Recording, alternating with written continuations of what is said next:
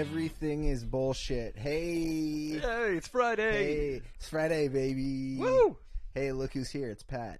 I'm back again. He's here, and that's a banana in his pocket. Get your own snack. And I'm happy to see you guys. Pat hasn't been here in 5 whole days. No, 7. 7, yeah. I was going to say.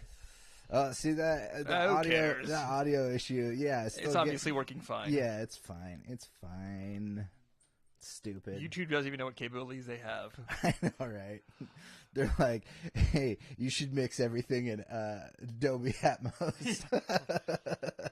If you tell us to, if you pay, if you provide the materials, we'll be happy to do so. Mix it in Dolby Atmos, and then we'll basically just replay it in mono. Bounce it all down. Bounce it all down to mono. Hey, guess what, guys? It's another episode. It's episode 61. That's crazy. That's insane. I've done 61 episodes.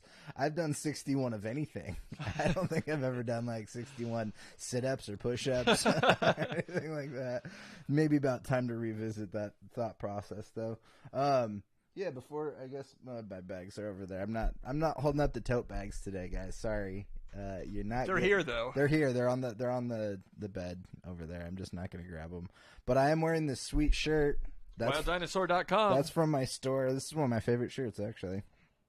Yeah, WildDinosaur.com. It's the best place to support the channel because I need money. Or guess what?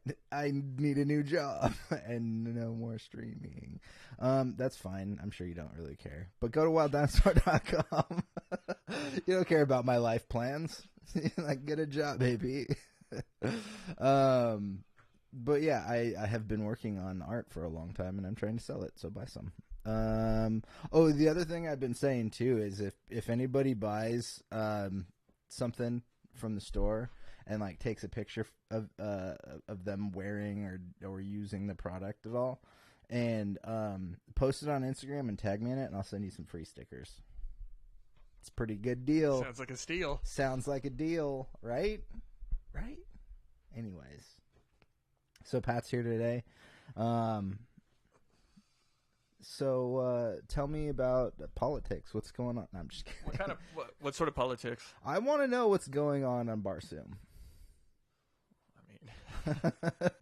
Where do I start? Well, there's this warlord. Well, there are a lot of rocks and dirt. There's a lot of rocks also on that asteroid that we knocked out with the dart. Hell yeah. Hey, you know what? I have not followed up on this. Do you happen to know if that worked at all? If they nudged it off course at all? I'm sure it worked, but I don't think the data's out yet. Okay. Yeah, we're still waiting.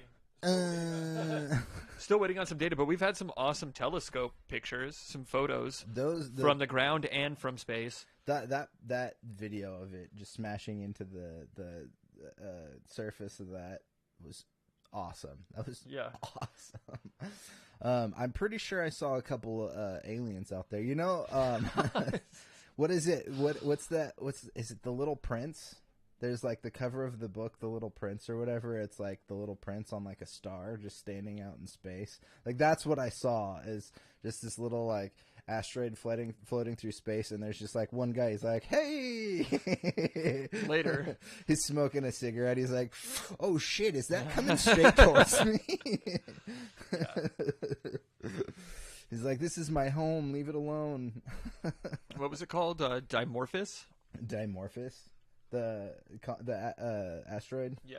Is that what it was called? Sounds like some Greek god, Dimorphos. Something like that. Or that's the main character from Sandman.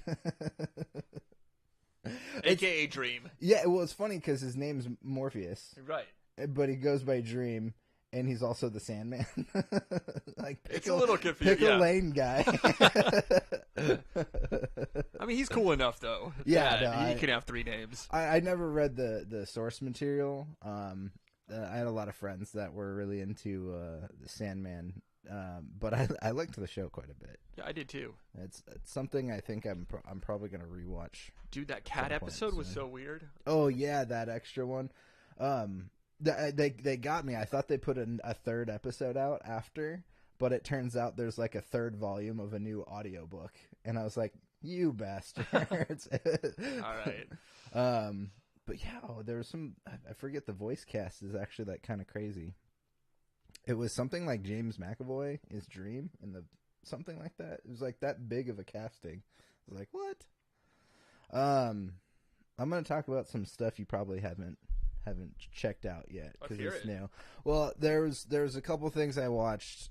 Watched the new She-Hulk. I will only say that it was a better episode than other ones. There's a big special guest. I don't want to ruin it for Pat. But I also don't really care about talking about the show very much anymore. There's only one more episode next week before it's over, thank God. You know, I did enjoy the last episode that I watched, the one with Man Bull and and the Matador dude. Yeah, that was pretty funny.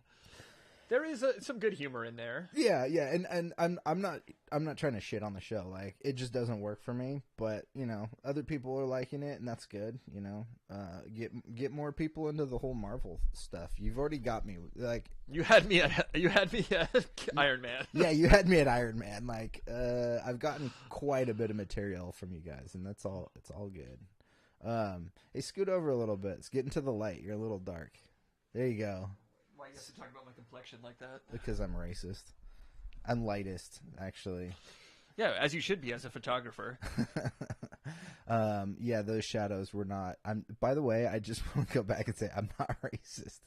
At least not. But you are lightest. Yeah, I. Lighting is the most important factor in photography. And in porn. Well, again, photography. Yeah, so She-Hulk's this episode I think is a little better. I think a lot of people who are not liking the show but also looking for more of Marvel, I think you'll dig this episode. It expands the universe, not the universe, but within the confines of She-Hulk, it expands into the MCU more. You feel it being a little bit more of a Marvel thing instead of this like weird sitcom. But yeah, that's okay. That's okay. Again, there's a big cameo in that one. I don't really want to tip off. And then last night I also watched the newest episode of The Rings of Power. That's pretty good too. It's a follow-up from last week, which I still think last week's is the best episode. Did you catch that one? I yet? did. Okay, yeah. Last week I watched last week's. I haven't watched. Yeah. The basically there was like a lot of action going on last week. It was a really good episode. This one follows up quite well from last week's. You get resolution to a lot of the stuff that was going on from last week. I'm having difficulty following exactly what's going on, but that's also my fault because I fall asleep like every show I watch. You know what? I had this conversation with Ryan earlier today. I believe that is the most Tolkien thing about this show is that like Ryan and I were talking about when I was younger I had a hard time comprehending Tolkien's writing. To me it was like Shakespeare, where I'm like, I have no fucking clue what's going on. And then also they'll do the whole thing where it's like, my name's Thane, son of Thon, son of Thrill, son of, or you know, like, and they'll do this whole family lineage thing. I'm like, I don't. It's like the Bible. Yeah, and I'm like, I don't know who you like. When you throw out so many names like that, I forget who you are because you've just told me all of your family tree, and that was not necessary. I usually introduce myself as Pat, son of Kurt. John, son of Dan. Son of Sam. Oh shit, dude. That's a rough one.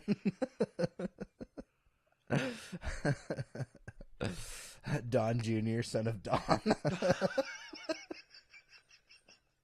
Get a little sidetracked here. It's all good. That's the fun of having a person on here is I don't have to just like get all the information out. We can just joke about shit, you know? It's fun that way. Don't worry, we got stuff going on. Hey, what's up, Derpy? You're here for the mustache content. Well, let me show you why mustaches were invented. Pat, pull your pants down. I'm gonna pass, but my stash is coming in pretty nicely here. Yeah, Pat does a better stash than I do. The only time I can pull off a decent stash is when I'm doing Making with Jon episodes, which I haven't done that in a really long time. That chocolate cake was pretty good, though. That chocolate cake one is the best. And that cake was delicious. That cake was delicious. It was made with wheat bread, an egg, some salsa, and jelly. That's how you make chocolate cake. The most delicious chocolate cake you've ever had, by the way. Chocolate fudge cake. That's to be also specific. surprisingly vegan. Yeah, it's made from vegan eggs, from real vegan chickens. Vegan chickens. I haven't yet. I haven't seen it. Yeah, I haven't seen it either. I've heard some okay things about it. Actually, the only person I've heard talk about it is Jeff Snyder, of all people. He doesn't like very much stuff that I like, so I don't know. He said the girl that plays Pinhead was pretty decent. Yeah, I've heard positive things. I should do some more horror stuff this month because it is October. So aside from Lord of the Rings that I watched, this episode's okay. I mean, I like the show. I think I like it a little more than some people. And it's getting me a little more interested in Tolkien stuff that I hadn't covered before.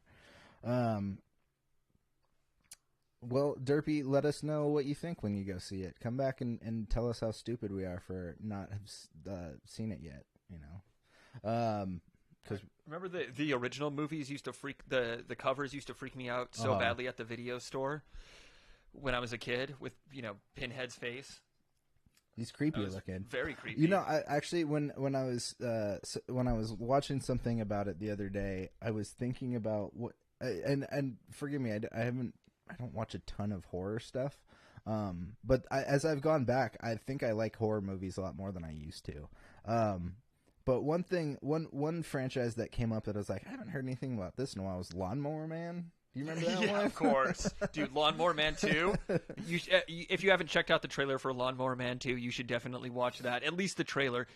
Got to be one of the worst movies ever made. Oh, dude. You know what's a really good idea? We were talking about this in one of my classes because we were covering films from the 20s. And it's hard to do like film analysis on some of those nowadays because audio is such a big part of like how we consume films. But some of these old ones, like I watched some Buster Keaton ones, you'll find multiple versions because different people have like scored them. You'll get like some weird orchestra shit, or you'll find somebody who like pulled some audio from piano audio from like the 20s or something like that. You'll get multiple versions of it.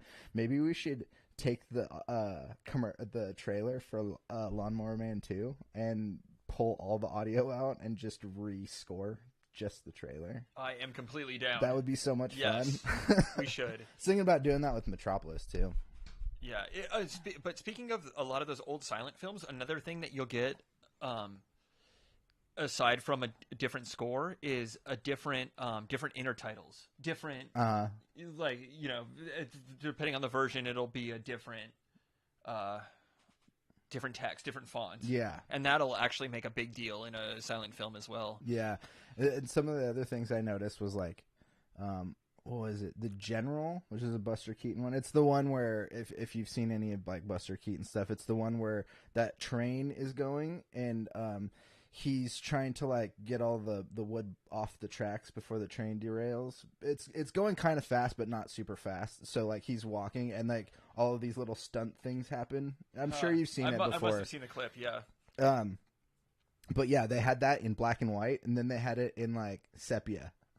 So there's like two colored versions of it. Yeah, I remember watching the Cabinet of Dr. Caligari, and yeah, I hated whatever font they used for the titles, but I think that it was just that version. I don't think that was the original. Yeah, talk into the mic, dude. I'm trying. Just put it in your mouth. Just.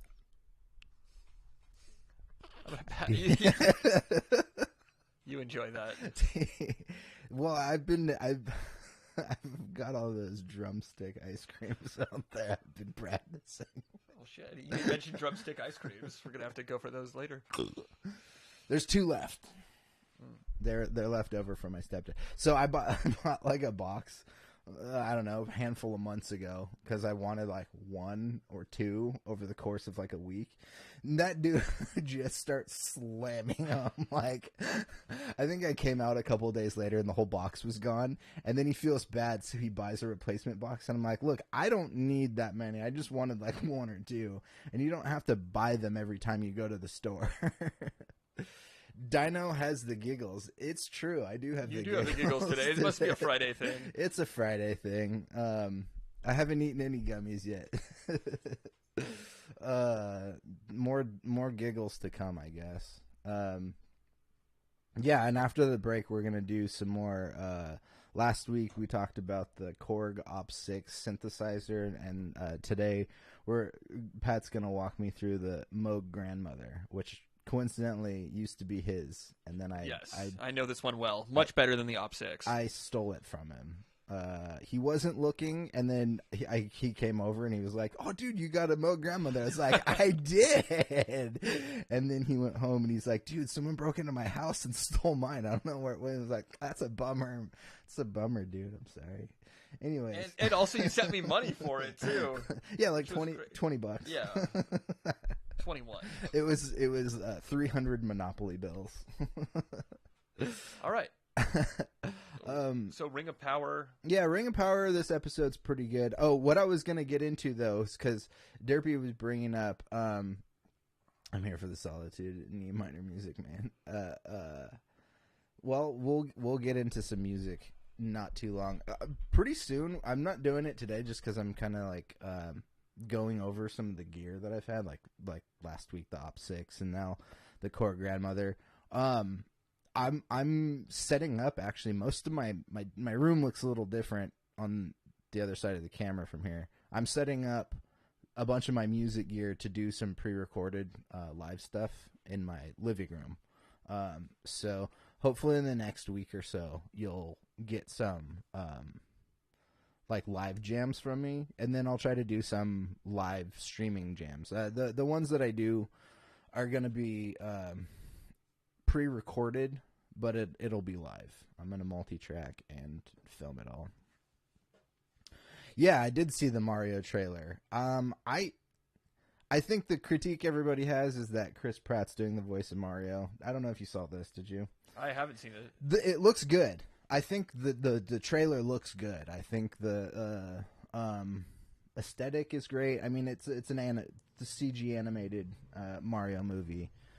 Jack Black does the voice of Bowser. Charlie Day is Luigi, yeah, right? Charlie Day is Luigi. They didn't really do much of him. Oh man, okay, yeah, that's actually not a bad call. I'm not gonna stream it, but I'll have Pat watch this right now so he can react to this. But I actually, I'm not a huge Chris Pratt fan. Oh man, After Tomorrow's War, that movie, the movie that should have ended 45 minutes before it did end. I don't hate the dude, but I also don't hate his voice. I'm gonna turn this down a little bit so we don't get clipped for audio. Whatever. Yeah, it's a 2-minute trailer. Here, you hold on to that. And I'm gonna vamp for a little bit here. I mean the animation looks good. I think it looks great. Well, it's Nintendo, right? It should look great. Yeah. Pat Derpy says, Pat, it looks really good though. The only downside is Pratt at Mario. Honestly, they only get a little bit of audio from him. There's only like one line of audio from him in the whole trailer, and it doesn't bother me that much. It feels like he's going for, I don't know, yeah, it's Jack Black. Nice, yeah. I'm sure he'll do a good job. Yeah, he's a good voiceover artist.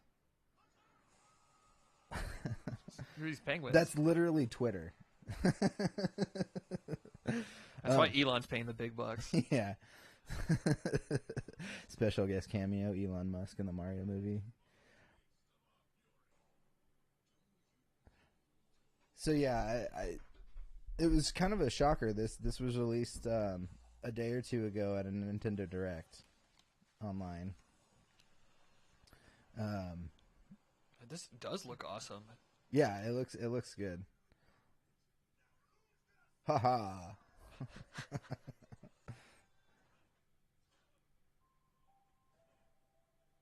Yeah, I think this is the one line or so he has right here. You can't change the Mario voice though. Like we've become familiar with Mario's voice over so many games.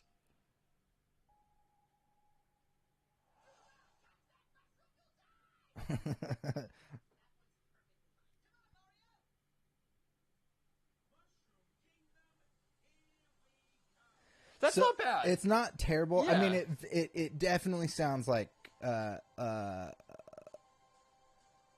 it definitely sounds like Chris Pratt. You know, like.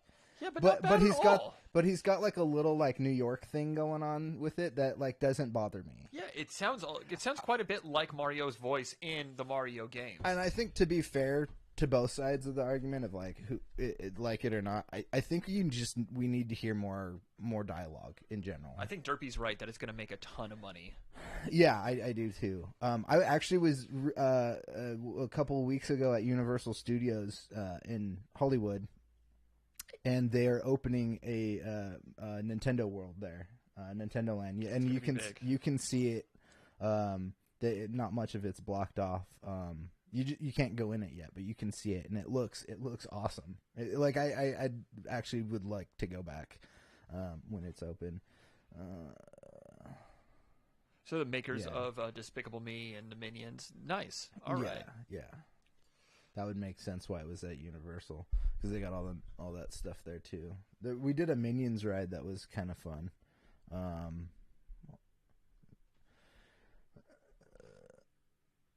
Oh yeah, I don't think there's any. I don't think there's any Marvel movies in. Let's see. Ant-Man comes out in February. What's after that? Guardians. Guardians is in May. So I think we're gonna. I think Mario. At least when it comes to Marvel stuff, I think Mario's fine. The last couple movies have been a little disappointing. Doctor Strange and Thor. Yeah. Well, and I've only really liked one of the movies from this phase so far. Shang-Chi, I think is the best. Agreed. Out of them. And Spider-Man, but that's also. Oh yeah, I just forget that. I mean, it's definitely MCU, but it's Sony. So, I don't have a super comprehensive list here, but Mario, Pope's Exorcist, Renfield,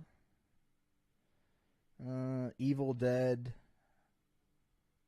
Next goal wins. Ash vs. Evil Dead was a pretty solid show. Thought that was pretty funny. Yeah, I don't know if this is a super comprehensive list, but those are the only movies I see out in April 2023. Yeah, it's the same list. Oh wait, no, there's a better one. I do like those matching dad and mom hats that they're advertising.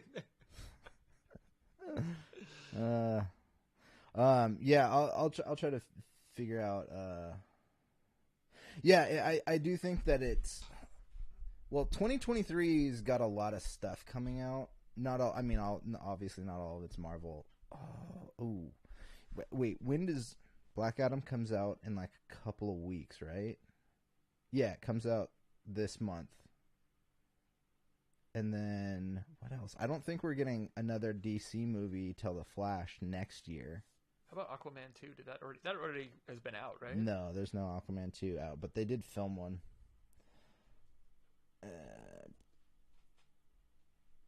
Yeah, when's the release date for that? December 25th, 2023. Jeez. Sometime in the future. Yeah, well, I mean, a movie like that with the amount of graphics they used in the first one, I'm not surprised. But also DC kind of set themselves up where they're not like the Marvel thing. They're doing like a movie every other year, basically. they take some time with them, they could be. Yeah, I also don't really care much about Black Adam too. Even with rumors, there's a rumor I've been hearing Henry Cavill might be in it as Superman, and like I like Henry Cavill as Superman. I don't like all the stuff he's been in as Superman, but yeah, I just don't know if I care either. Just because they cast Dwayne the Cringe Johnson as him. Yeah, and also like they literally cast him like about 10 years ago. Like they've been working on Black Adam for a really long time, and yeah, they're just now getting to it. I don't know. I've also heard things about with the retooling of DC and everything going on that they might use Dwayne Johnson as like the new, not necessarily linchpin. It's not like he's going to be the new Superman of a Justice League or anything like that, but they might like kind of retool the DCEU around the Black Adam character because they have Shazam too, which isn't bad. I didn't mind Shazam. No, I thought it was pretty good. Oh, and there's when's that one coming out? Shazam 2? Shazam 2. That one also must be sometime next year. Yeah, probably. March. Okay, so March you got Shazam 2, and then May you've got Guardians 3. So April seems like it could be Mario's month. And honestly, I think they need it because for two reasons. One, Nintendo has a not good track record with movies. The last time they did a movie was in the 90s with Bob Hoskins and John Leguizamo. Which is a legend. If you're from Dennis that Hopper. era, if you're from that era, like you might like that movie, not because it's a good movie. It's not a good movie by any means, any stretch of the imagination. I could care less about the Snyder stuff just because his writing of Batman for Snyder was awful. Yeah, I mean, I don't understand all the people that are like, bring back the Snyderverse. I didn't really care for it much either. I thought there was some cool stuff in it. Like, sure, I'm totally open to new ideas. Like, for example, in Batman vs. Superman, I liked that version of Lex Luthor, which I know a lot of people are like, what? But I'm also sick and tired of, like, the Gene Hackman, like, Lex Luthor that's like, real estate scheme. You know, like, I don't care about you stiffing old ladies. Literally, physically and metaphorically. Jesse Eisenberg's psychotic Lex Luthor was a different play for sure. Sure, but he does feel a little bit more like, I don't know, Riddler or something. Yeah, he does. In that case. That's a good comparison. Yeah. There was stuff for me that worked, but I also like, especially like Justice League, the Whedon cut did not work. So like, what was it, like 3 years later, the internet was like, bring back the Snyderverse, and all you got is a new cut of the same movie, which is a lot better for sure. But I don't really care about the Snyderverse. I also don't really hate on Zack Snyder either, although I do have a similar opinion about him as I do with George Lucas. I think they're really good visually and like world building and stuff like that, but like, please hire somebody to write your dialogue for you. You clearly don't know how to. I'd rather see Matt Reeves' universe than even see Snyder verse happen again. As DC fan and anyone that wants Snyder back, please move on. I agree. And I man, that Batman movie, that new one is quite awesome. My only complaint is I do think it's a little long after rewatching it like 2 or 3 times now. A little lengthy. It is a little lengthy, but I do really like that, and I agree. I'd much rather see it like moving forward with this new universe. Then Ryan says, didn't Nintendo have something to do with that Pokemon detective movie? Yeah. That wasn't a bad movie, Detective Pikachu, but it was weird. It actually reminded me quite a bit of like an old John Carpenter film. You know, like I guess Big Trouble in Little China or something like that. How like the characters were just, I don't know. It was like it rapidly introduced, and Not a whole lot of backstory. It was an odd movie for sure. Starring Ryan Reynolds as Pikachu and Christian Walker as the main. Starring Ryan Reynolds. I mean, I don't want to give away the spoiler at the end of that movie, but it was odd. The movie was different. Derpy, Whedon cut was mad, but the Snyder cut was decently good film. I agree. It's definitely going to be Court of Owls or Mr. Freeze for the sequel. I think Court of Owls should be a no-brainer at this point. It's something that we haven't really covered in live action too much. They covered it on the Gotham show a little bit, which that's a not good Batman show, but it's a really good villain show. Like a lot of the dynamics with those characters. It's not a show I recommend people necessarily. Which show is this? Gotham. It was called Gotham. Oh yeah, it was CW or no, it was on Fox. But it was it's very CW like. What's his name? Ben McKenzie from the OC was Gordon. Some of that stuff was good. The young Batman stuff didn't work for me, but the villains made the whole show. Except for one in the first. Well, she comes back a couple of times, but Jada Pinkett Smith is one of the villains. I think she was like created for the show, but all the other villains are like DC characters. That's the one that has Ian from Shameless, right, as the Joker. Yeah, actually, that was kind of cool too. They didn't always pull it off every episode, and sometimes, I don't know, with Joker, makeup can look a little wonky or whatever at times. But I did like that they did. They actually did a couple of different takes of the Joker with him. I don't want to get. Well, I guess I'm telling people that I'm not going to tell you to go watch it. So, little spoiler for Gotham. It's been over for like 5 years at this point. But Ian from Shameless, the redheaded kid that's also I can't recall his name. Cal Kestis from Jedi Fallen Order. He plays a version of the Joker, and then he dies, and then he has a twin brother who becomes another version of the Joker. And it was an interesting way that they went about it. Ryan says Detective Pikachu was it? It was weird in the best possible way. Yeah. I liked that movie. I thought it was enjoyable. I kept wondering if the main character was just like having some sort of like mental breakdown. Probably. I thought maybe that was going to be the big reveal. A little too tight. Whoop. Of course, I leaned forward and I almost pooped my pants. Thanks, Taco Bell. Derpy says that rather the main villain be Mr. Freeze for Batman 2, maybe have a tease for Court of Owls in the Shadows, set up the third film, or go out. Yeah, actually, don't. I think that's not a bad call either. You know, have some sort of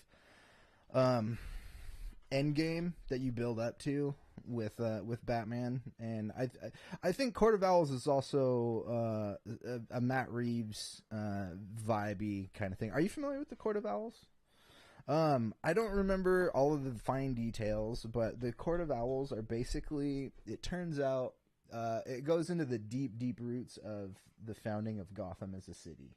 So like way back in the like late 1800s, early 1800s or whatever, the people who found Gotham City, the Wayne family is part of it, and there's all the like rich people who are this like shadow organization that kind of run Gotham essentially, and there's a villain. Oh my gosh, why am I forgetting his name? Is it Talon? There's this really good villain. He's kind of like Batman, but he's like a religious zealoty version of Batman that the Court of Owls gets involved with.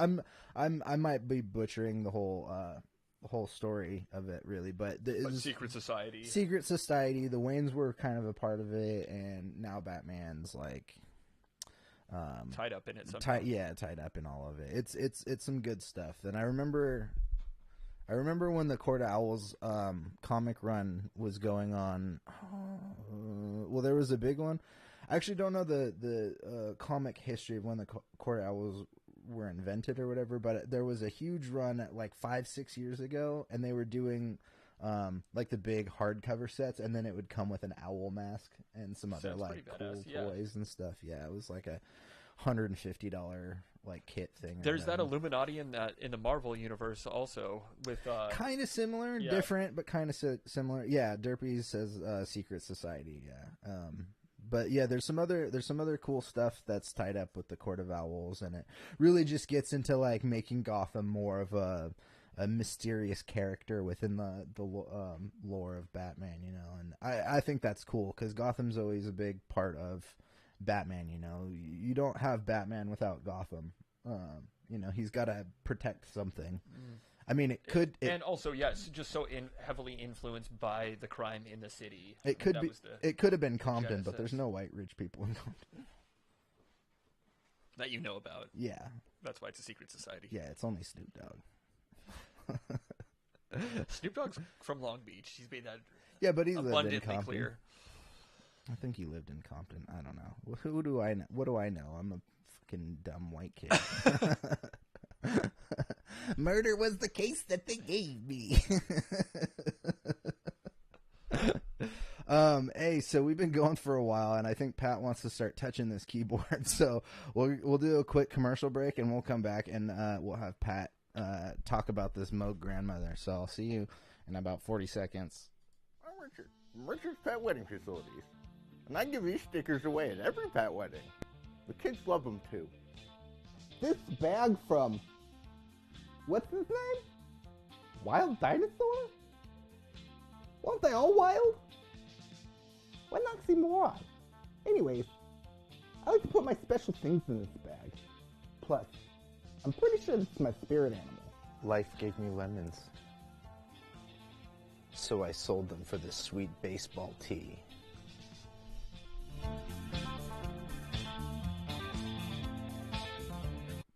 Yo! Alright. So Pat reminded me about something. I forgot to talk about Werewolf by Night real quick. That came out today. I don't want to spoil it, but I do want to say I think it's great. I think it's the best Marvel thing I've seen in a while. It's 50 minutes long. It's not very long compared to like having to watch 23 movies and like 16 TV shows. It's a one-off special thing. It's kind of a holiday special thing. And it's directed by Michael Giacchino, who is a film composer. I think he did the Avengers theme and some other big theme songs and scores in modern films. And yeah, he directed this, and I think it's really good. It's like what the Munsters should have been, the way this was filmed. It's a throwback to old 1950s horror. I think I was telling Ryan earlier, there's a lot of shots, not that they're like cheesy, but there's a lot of shots that were reminiscent for me of like Ed Wood. You know, some like it's trying to come off as low budget, but it's not. I really enjoy that aesthetic. Yeah, and Werewolf by Night was really entertaining and just a fun monster thing. You know, it's the closest monster universe thing I think we have so far in the MCU. So if you get a chance to, I highly recommend it. It's a quick watch. It's good for October, and if you're familiar, the lead actor is Guy Garcia Bernal. Yep. Motorcycle Diaries, baby. Yeah. What was that other one that I really liked? I can't recall the name. I haven't watched it in years, actually, but there was Science of Sleep. Science of Yep, Sleep. that one's that great. movie's so good. I knew exactly where you're going with that's a fun movie. Yeah, that one with the big ass hands. Yeah, I probably still have that on DVD or. Yeah, I think I only had. You know what? I had that DVD, but I had it burned. Nice. I had it on a burned disc. That tells you what period it was made. Yeah, 1893. Probably like 2006 or something like that. No, it was definitely in the 1890s because laser discs were in the 1870s. So yeah, laser frisbees. Laser frisbees. All right. So we get into this? let's do this. So this week, last time I had a graphic up with a Ops 6, so you knew what we're playing with, and I don't. I'm gonna try to throw one in real quick, guys. Right. I'm gonna try to throw a graphic up just so you can see because I don't have two cameras to show you stuff, but at least so you can see what a Moog Grandmother looks like. So basically, if you know synthesizers, you probably heard the name Moog or Moog. Yeah. Correct pronunciation Moog, but yeah, give us some information here. All right, so this one is the Moog Grandmother. It's a semi-modular synth. You can tell by all the patch points, and it's 2 oscillators, but you can patch in the modulation source. The LFO goes into audio rate. You can patch it in and sync it up to make it a 3rd oscillator. So 3 oscillators, just like the classic mini Moog from the 1970s, produced through the 80s. I think up until the 80s. But yeah, this is the oscillators in this are based, I believe, on the oscillators from the Moog Voyager, which was from the earlier 2000s, the mini Moog Voyager, early 2000s. I think that they stopped production around, I don't know, sometime around 2010, 2012, something like that. But it sounds amazing. Just a nice fat mono synth with a built-in spring reverb too. Yeah, give us some examples. All of right. What it sounds like. Yeah. So I'm just gonna keep it at 1 oscillator right now. This is saw wave.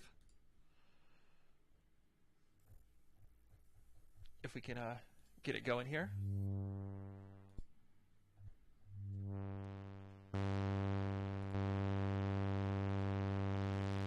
Filter all the way open. The filter gets pretty bright on this thing, which I love. There we go. Especially if you give it a little bit of envelope.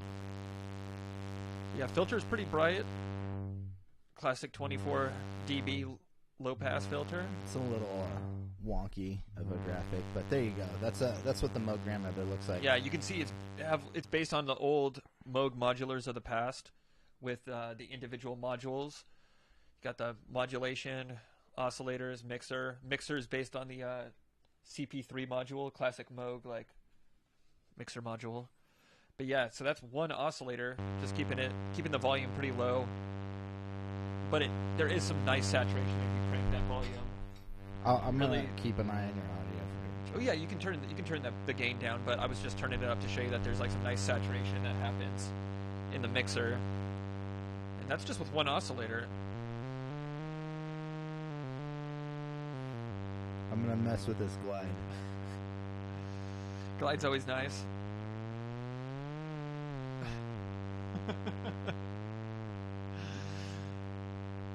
Honestly, we'll get off track pretty quickly here, but that's usually what happens. 2 guys, 1 keyboard. Yeah, we could put it in the drone mode to just kind of keep the sound going. Add the 2nd oscillator, another saw. You can really just hear that detune. Nice and big that sounds.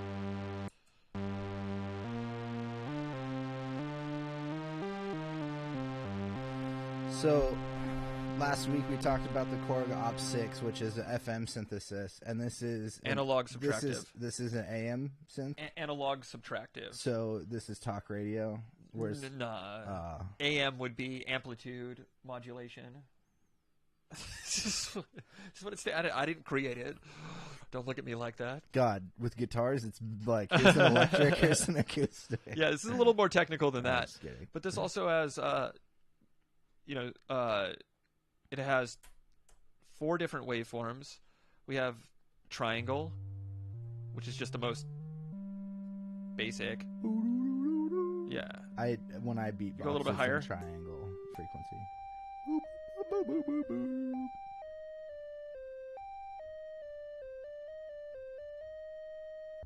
And the saw wave, which you were just hearing. Change the octaves up a little bit though. Little buzzier. Definitely a little buzzier, more harmonics. And speaking of harmonics, the pulse, I'm gonna try to, which it has PWM, pulse width modulation. Get some movement in there. Turn that up a little bit. You can hear it moving around. Leave the glide alone. But yeah. Hands off my grandmother. Oh man, I really just love this thing. Every time I play it too, since I sold it to you, I'm like, damn it, why did I only sold it to get the bigger version, Matriarch. Add that second square wave in.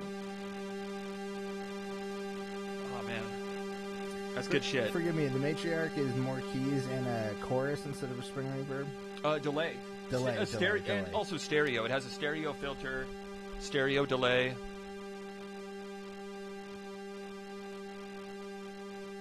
And it's just all analog path. Stereo creme brulee. Oh, this also has the arpeggiator. Yeah, let's get some arp.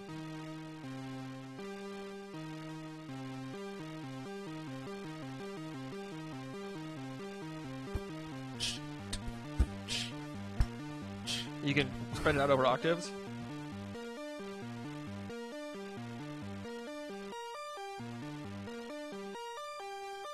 You like to spread that? Spread that. Throw a little. Hit it with a little bit of that spring reverb. Yeah, that sounds nice. Get yourself a tone going. Yeah, let's do some cutoff filter. Excuse me.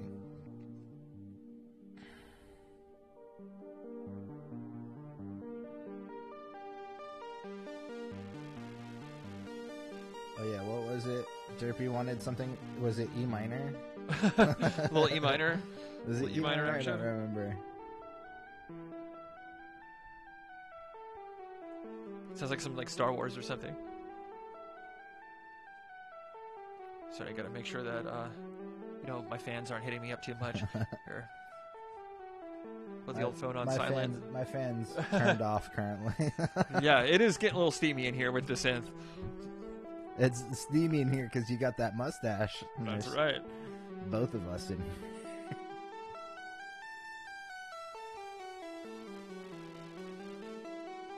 I can pretty much just let this ARP run for the majority of the time and enjoy it. Mm-hmm. It sounds so beautiful.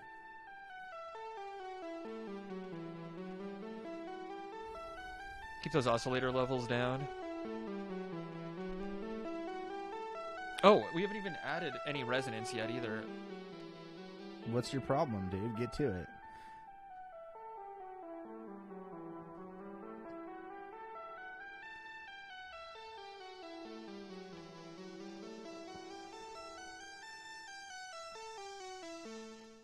Sync this up to a drum machine and...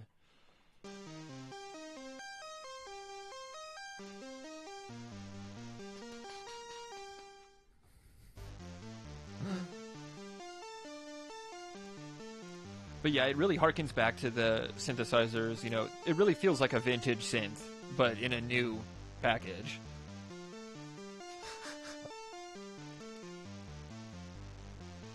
That's what he's talking about. Yeah.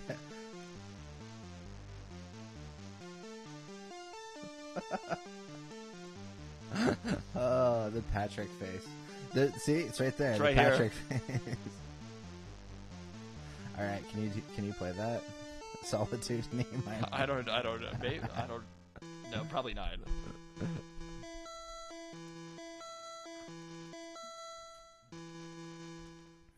Ryan, Pat's taking requests. Any Can songs? I forget what was the dude that played keys in Can?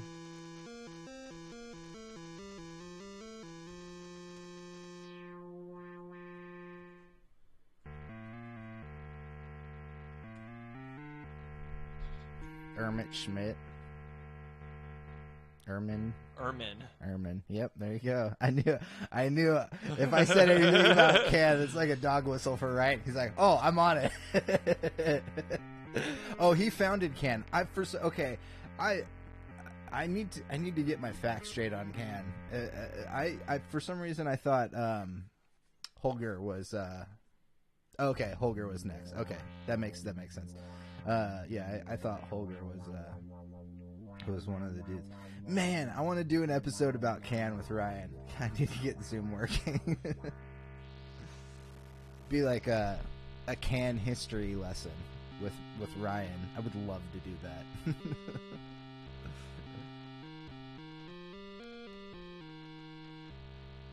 They met in school. So did we. Actually, that's not even. We probably met at the skate park. Yeah, because let's see. I met you in. I think when I actually met you, you were already in high school. I think you were in 9th grade and I was still in 8th grade. Yeah, we were. I was still at Las Colinas. So I think I started seeing you at the Camarillo skate park, and then I started seeing you at was it Tuesday or Thursday night sessions at Skate Street? Yeah, Tuesday night sessions. Yeah. The free sessions. Yeah. All we had to do was listen to some dude talk about Jesus for like 20 minutes. It probably wasn't even 20 minutes. It just felt like it was. I think there were 3-hour sessions like normal, but 1 hour of it was listening to his sermon. If you've ever played, was it Tony Hawk 2 that Skate Street's in? Yeah, Tony Hawk 2. Tony Hawk Pro Skater 2. Yeah, if you ever played Tony Hawk Pro Skater 2. Skate Street Ventura. Skate Street Ventura was a place Pat and I used to go skate all the time. Yeah. And yeah, Love that place. They would do Tuesday night sessions where it was a church that rented it out. And normal sessions were 3-hour sessions. It was like $10 for 3 hours or something like that. And yeah, they rented it out, and you could skate for free, but you had to stay and listen to a sermon for like an hour. Oh yeah, no worries, Ryan. No worries. I always like throwing out Can stuff, and we should definitely have a Can conversation one of these days because I need to know more that I don't. I just listen to some stuff that I like. I want more. Get it? Get it? Okay.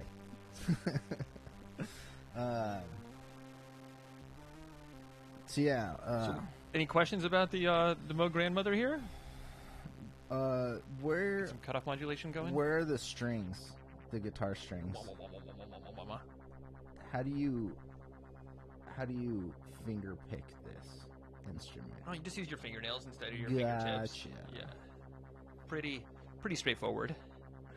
Damn, dude, I keep getting blown up here. I just need to tell people to leave me alone. Is that your brother? Yeah. Damn it, Aaron. Wish it was Aaron. No, that's fine. Take care of business. I'll keep going here for a second. Sure. Yeah, keep going. You can give me some keys. Oh, okay. Get at it. I was gonna give you some time to respond to people Oh, it's if you fine. needed Yeah, to. I'll take care of it. Yeah, I'll mess around with this for a minute because yeah, I want to get some hands-on experience here. Let's go with some rate. Ooh la la. So I also have patch cables somewhere that you gave me, so you can do. Yeah, we can do a little more. You can do some weird stuff with the patches.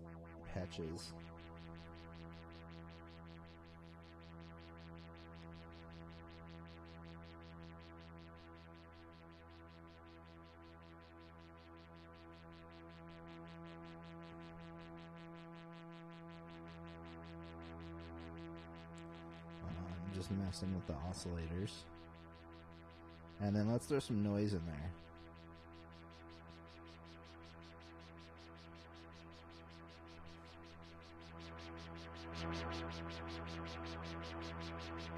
Sorry, I was kind of low there for that little bit.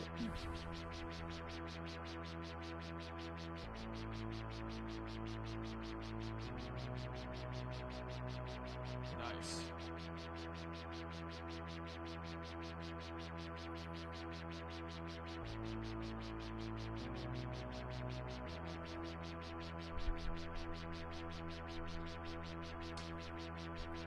Ermin Schmidt of Can. He's a guy on a keyboard. He's Ermin Schmidt of Can. He's the man. Holger was next in Can. He's the man. And there was no guy named Stan in Can that I know of, unless he was a session musician or someone that just popped up. Ryan would know more. I'm a great singer. One of the best. That's why I usually use vocal processing. So, okay, I'm gonna take this off hold. Yeah. What do you like to use this for? So with the Op 6, I heard about the pads and electric pianos, stuff like that. Yeah. Like Juno-ish sounds. Not to say that it's fully Juno, but you could do chord progressions and with pad sounds, like you said. To me, the Grandmother kind of fits in two well, I guess three, depending on what you're making. I think I would use this for bass. For bass, let's do it. Bass seems like a no-brainer for me. Is throw on a bass arpeggiated right arp. And then jam over it. I could also see it for leads, being pretty good for leads. And the third thing I can think of is not, I think you and I both throw around the term pad when we both know what we're talking about when we say pad, but I think what I mean, the difference between a pad from the Op 6 and the Grandmother would be, I don't think this does pad sounds, but it does textural stuff. Exactly. Yeah, you can do like a one note. You can do a one note pad. Yeah. Nobody's saying you can't. Well, I mean, in terms of what I think especially a pad is usually like a whole filler chord background, like 3 or more notes. I agree. Full chord.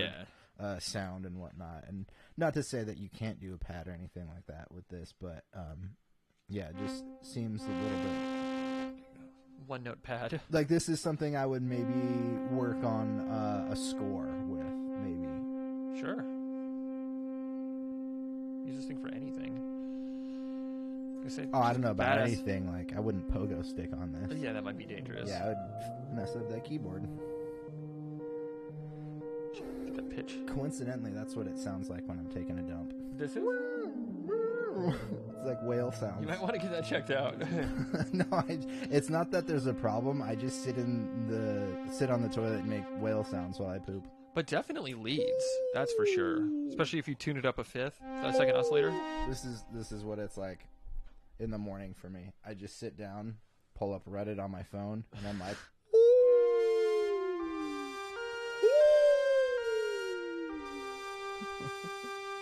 this is kind of just what it's like in my everyday life. It's like people are like, I wish I could get into someone else's head. Well, this is what it sounds like in Pat's head. There's no thoughts, it's just sounds.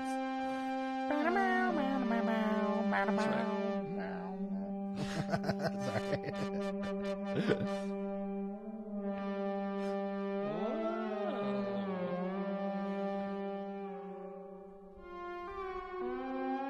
And I really like this synth because it is simple. There's not a whole lot, but you can get a little more technical with the patch cables. Yeah. But for the most part, it's just straight, mono synth tones, and it does it so well. Yeah. And such a cute little package too. This is 32 keys. Yeah, this is not big. For a really great synthesizer. I have a couple of keyboards. I have the Op 6, which the Reface and the Casio over here are like just straight keyboards. Really. Yeah. And then I have 3 synths. There's the Grandmother, the Op 6, and I have the Korg Minilogue. And this out of the 3 synths is the one that you don't just turn on and load a preset in. This is something like you just go.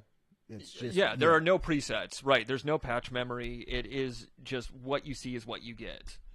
Yeah, and I think it's a really good sculpting tool. It's also a good tool to just learn about synthesizers on because everything's pretty right there in front of you.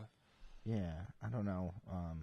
I think maybe a $50,000 Euro Yamaha rack, CS80 Euro rack might be the easiest thing to start learning. Yeah, Euro rack is never the easiest thing.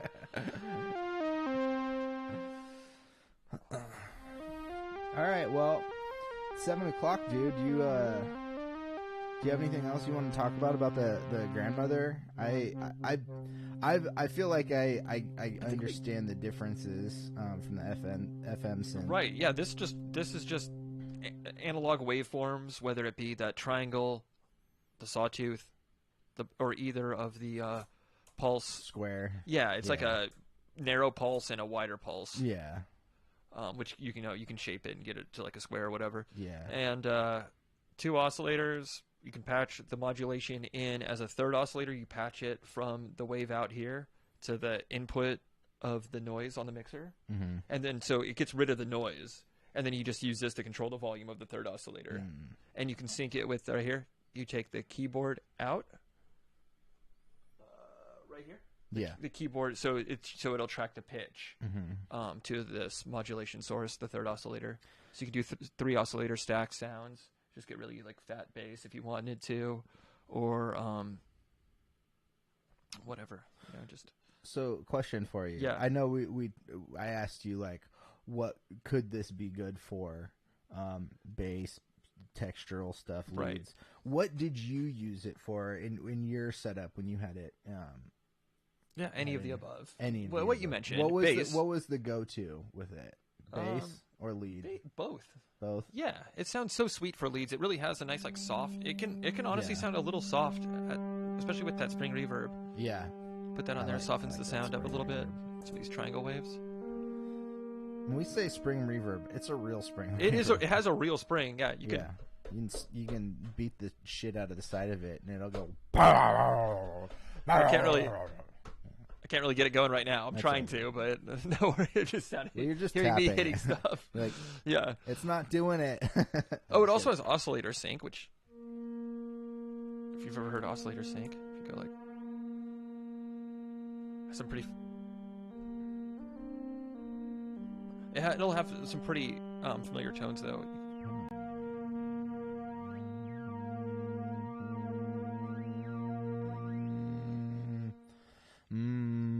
Oscillator sync. So yeah, you used it for all kinds of stuff. I did. I feel like in my setup, because we're different musicians, I feel like I will probably mostly use it for bass, and of course having it around for anybody who wants to use it. Yeah. While I either play bass or guitar myself. This thing's nice. But yeah, I think I've done a couple of jams with it as bass. With like the bass part, using a bass arp, and then playing guitar over it. It was really fun. It is a little unfortunate though that you can't save it's presets, but if you know what, yeah, but like if you know your way around it, it's so simple. It's true. I just need to get to know it better. Man, it is. I need to get to know this grandmother a little better.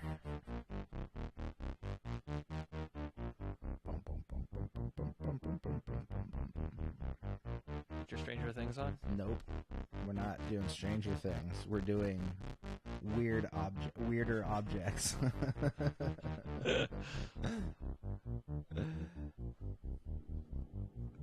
Add a little of that verb. All right, well, hey, let's keep going with that. Let's do a little jam to end the show. We'll say goodbye. Pat, keep going with that. I'm going to do my little outro because I'm out of questions for you. We just want to hear it, you know. So yeah, Pat's plucking away over here. He's poking that grandmother in the. Poking and prodding. Poking and prodding that grandmother. Before I take off, don't forget to check out wilddinosaur.com, please. It's the best place to support this channel. And like I've mentioned before, if you purchase something, take a picture of you using or wearing, if you get a shirt, take a picture of you wearing the shirt. Post it on Instagram and tag me in it, and I'll send you some stickers. Yeah. The other thing I'd like to do at the end of the show is there is a link in the description to donate to Planned Parenthood. It's a really important cause because things are falling apart in America. And Planned Parenthood does some really great things, does some really great health care for both men and women. and they're independently funded. So, independent funding. Independent. Ryan says part of the magic of those old synths is having to I keep agree. everything in the moment. Yeah. None of that patch recall. Yeah. No, I know what you mean. Though. Yeah, it can be easier for me, for a working musician. Yeah. Well, not just a working musician, but just first, like, I'm a guitar player. I want to throw up some bass arps and just jam over it. You know, it's hard to just be able to pull something up instead of, you know, you have to sculpt it. But I think there's definitely something to that. It's the magic behind that as well too. So, anyways, that's it. Pat, you want to say anything before we take off? Have a great weekend, everybody. Yeah, and Pat, you want to come back maybe next week too? Always down. We can always check out another piece of gear, a pedal, whatever. Or just maybe we'll do some live jams or something. We'll do it. We'll figure something out for next week. All right, guys. Have a good weekend. I'll see you Wednesday. Peace out, Ryan. Peace out, Derpy. Anyone else who's watching? I think there's like 5 people watching right now, which is great. Thanks for coming by. If you haven't, don't forget to like and subscribe and all that stuff. It's really helpful. I'm trying to grow the channel, so I don't have to get a real job,